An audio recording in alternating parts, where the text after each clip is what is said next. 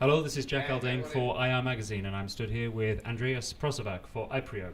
Andreas, talking on the panel earlier today about activist investors taking a more ESG approach, can you just summarize that conversation for us? And also say maybe a little bit about sort of how you see that approach taking more of an effect in influencing IR. Sure.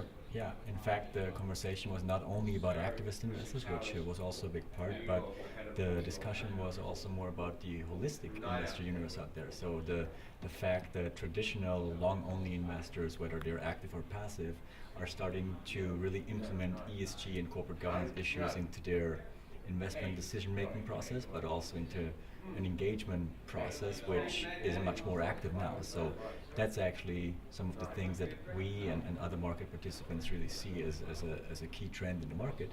And we had a little discussion about, traditional investors like, for example, Bernstein or T. Rowe Price, which recently came out with their opinion and stance for more proactive engagement and how this might impact investor relations, and also might be picked up by activists, which obviously has happened over the last couple of months and years, much more in Europe.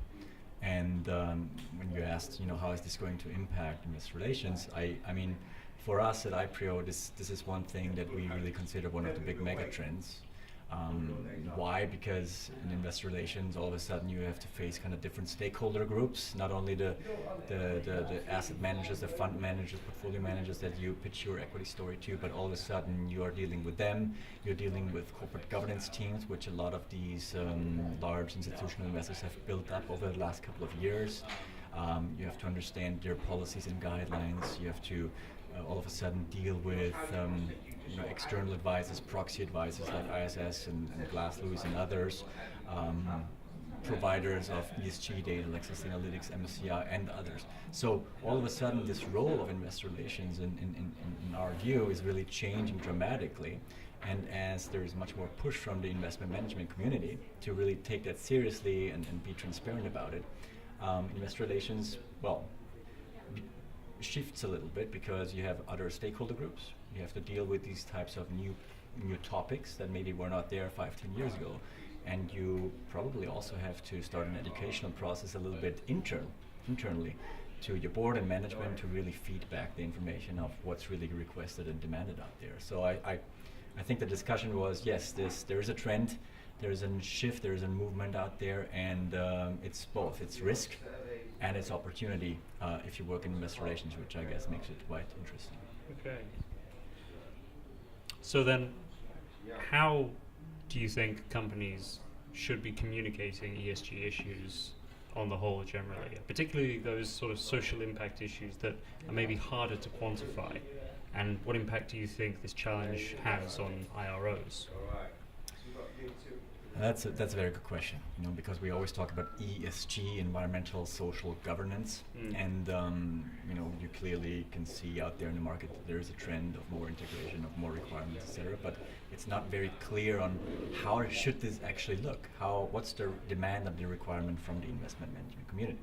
So one thing that is very clear is that issuers and their equity stories have really an advantage if they're able to integrate these environmental, social criteria and also governance profiles, governance problems that they might have, and address them as part of their overall equity story that they pitch, and how they deal with potential shortfalls that might be in their equity story. So to just actually integrate it into their overall communication is key, number one. If you ask investors, some of the largest investors, they basically state that ESG is not a one-time thing that maybe happens, or governance around a general meeting only, but it should be a year-round process. Only then they can see that issuers take that seriously. So actually integrate it into your overall communication. Then I think the second thing that is already a lot of issuers understand that, but there is a lot of potential, is actually proactively engage with the right people, right? So that means not only before a general meeting, for example, where you have remuneration or board topics potentially on your agenda, but really early enough in the summer, in the fall, with the stakeholder groups that we mentioned before. Proactive approach of engagement from the issuer to the institutional investor and other stakeholders. Why? Because when you take a look at these new teams out there at institutional investors, BlackRock has a team of 30 people. They're increasing it now, but they have tens of thousands of investments. So they do a lot of engagement, but they cannot engage with everyone. So the market expects that you, if you're an issuer, becomes proactive in engagement. And then, go out there, integrate it into your overall communication, be proactive and do it throughout the year. And then I think a very, very important point is to really understand the trends and the shifts, because that whole ESG topic really is dynamic, regulatory, etc. How does your institutional shareholder base actually react to that? And what are your potential shortfalls? What is your vulnerabilities?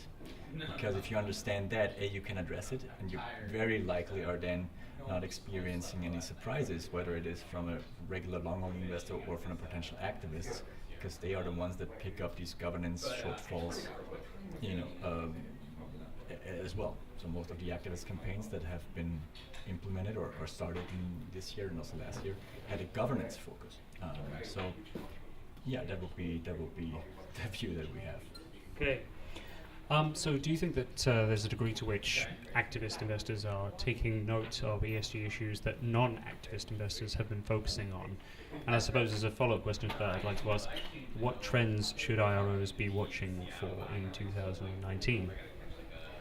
So my answer to your first question is clearly yes. I mean, activists, first of all, an activist can never be successful by themselves, right? I mean, just take a look at the positions that they have when they start these campaigns. They're usually relatively small, maybe 1, 2, 3, 4, 5%, but they will not be able to decide anything. So they know very well that they need the support of the institutional investor community. So same thing when you take a look at what were actually the reasons why an activist campaign has actually maybe happened or has been implemented. A lot of it has to do with how companies are run, how they are actually governed, and potential changes to the board. For example, dependence and non-dependence of board skills that were lacking, etc. So, you can just go through these cases over the last couple of years, and you will find that the majority of issues that have been picked up by and raised by activists are governance related. And the thing is, and I think that's the great thing for IR, these things are not new. They're not that they just popped up and an activist took them and ran with them. They very likely have been raised by the long-only community years before.